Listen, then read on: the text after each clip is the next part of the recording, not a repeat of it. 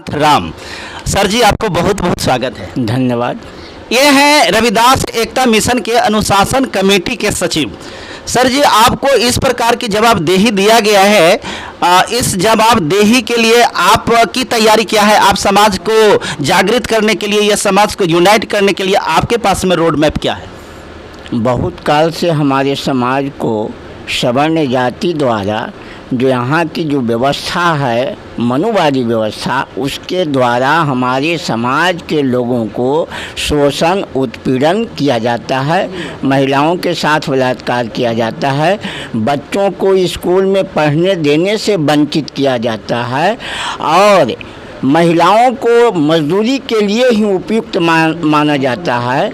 आज पूरे बिहार ही नहीं, पूरे देश में खरीफ फसल का जो कार्यक्रम चल रहा है उसमें हमारी माँ बहनों का पैर सड़ता है, उनका धूप से ये शरीर में जलन पैदा होता है, बरसात सहती है, नाना प्रकार के परिश्रम करके हमारा यह समाज अपनी मेहनत से इस देश में या इस राज्य में धन और दौलत जमा करती है, जिसको कुछ लोग, मुट्ठी भर लोग उस दौलत को अपने खजाने में भर करके हम लोगों को वापस मजबूर बनाए रखने के लिए जो षड्यंत्र कर रहे हैं, उस षड्यंत्र से छुटकारा पाने के लिए जो हमारी संवैधानिक व्यवस्था है, उस व्यवस्था के तहत आदमी को जागरूक करने के लिए जिला से लेकर प्रखंड और प्रखंड से लेकर ग्रामीण स्तर तक के हम अपने अनुसूचित जाति के लोगों को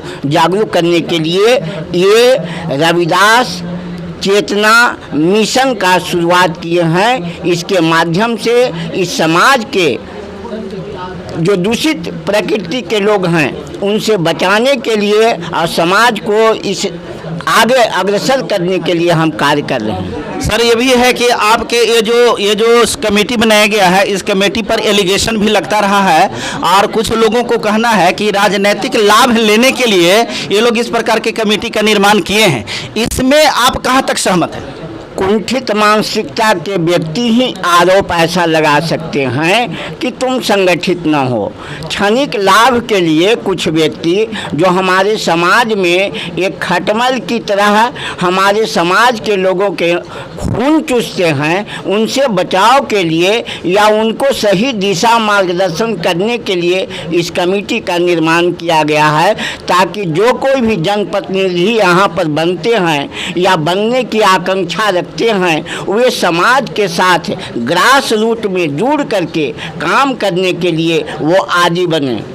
तो ये भी बात है कि आखिर इस प्रकार की यूनिटी बनाने के बाद में, चूँकि आप लोग बाबा साहब भीमराव अम्बेडकर के जीवनी से या उनके मार्गदर्शन पर चलने की कोशिश करते हैं। कहा जाता है कि किसी भी प्रकार की कमेटी, किसी भी प्रकार का समाज का जुड़ाव जो होता है राजनीति से होता है, तो राजनीति के बिना किसी भी प्रकार की कोई एक्टिविटी हो नहीं सकता है। तो आप लोगों का भी कोई पॉलिटिकल मिशन तो जरूर होगा, कोई पॉलिटिकल उद्देश्य तो जरूर होगा। वो कौन सा उद्देश्य है?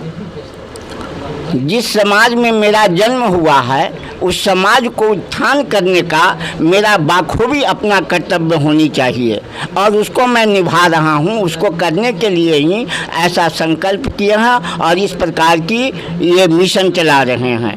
अब रही बात राजनीतिक रूप से उत्थान करने के लिए, तो संवैधानिक व्यवस्था के तहत भी हमें यह अधिकार प्राप्त है कि हम किसी भी राजनीतिक संगठन को बना करके और उसके साथ जुड़ करके इस देश में जो बहुजन समाज है उस बहुजन समाज को आगे बढ़ाने के लिए हम कार्य करेंगे। और साथ ही साथ हमारी एक बहुजन समाज पार्टी का एक राजनीतिक अपना प्लेटफॉर्म है, जिसको मानवर कांसी राम साहब ने बनाए 1984 में, जिसे बहुजन समाज पार्टी कहते हैं।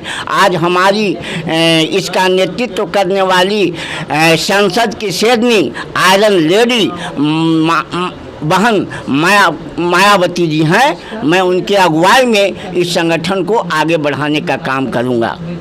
अगर पार्टी की बात करें तो आप हमको यूपी में पहुंचा दिए हैं। बहन कुमारी मायावती जी की बात अगर हम करें तो हम देख रहे हैं कि बहुजन समाज पार्टी की स्थिति अभी बहुत माने सुदृढ़ स्थिति में नहीं है।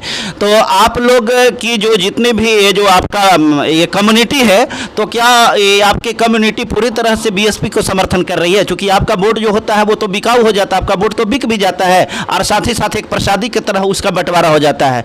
तो इस प्रकार के वोट पर आप नियंत्रण प्राप्त करने के लिए कि वोट जो है हमारा बंटाधार ना हो, इसके लिए आपकी योजना क्या है?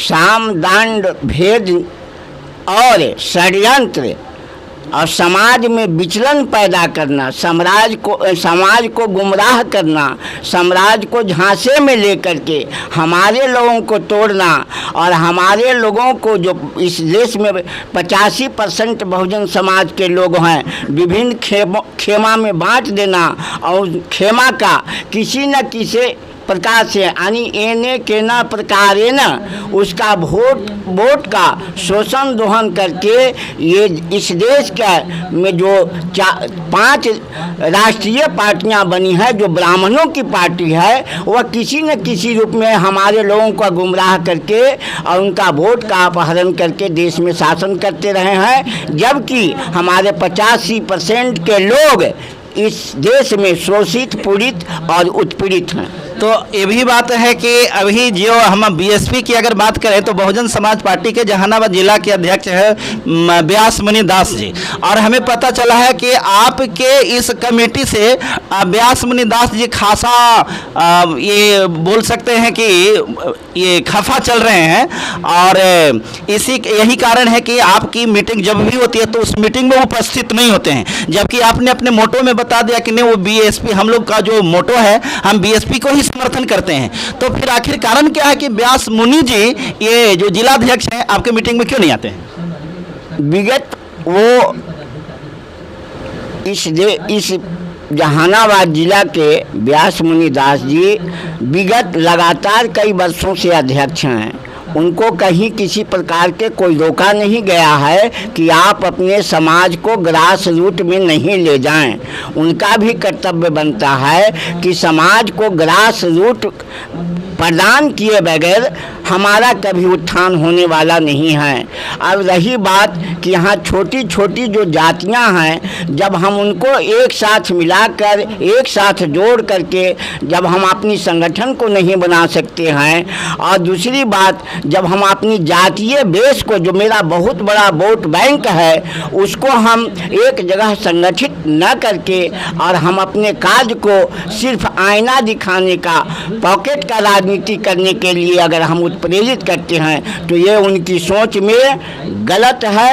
ऐसा उनको नहीं चाहिए। उनको समाज के साथ खड़ा होना चाहिए, क्योंकि समाज में ही उनको सम्मान देगी और समाज ही उनको वोट देगी और समाज ही उनको नीचे से ऊपर ले जाने का कार्य करेगी। मेरा ऐसा आत्मविश्वास। हम ये जानना चाहते हैं कि आपके दृष्टिकोण से व्यास मुनि जी नहीं आकर के सही कर रहे हैं कि गलत कर रहे हैं? समाज के साथ जुड़ करके कार्य ना करना, समाज को संगठित ना करना और बहुजन समाज को गुमराह करना उनके लिए हित का बात कभी नहीं होगी। उनको जब भी होगा कि अगर बहुजन समाज पार्टी के सच्चे हित ऐसी हैं तो उनको समाज के साथ जोड़ करके पूरे बहुजन समाज में एक नए समीकरण पैदा करके आगे बढ़ने के लिए उनको तत्पर होना हो। एक आखिरी सवाल आपसे ये पूछना चाहते हैं कि आपको लगता है कि आप अपने समाज को एक कर पाएंगे, और अगर कर पाएंगे तो कब तक?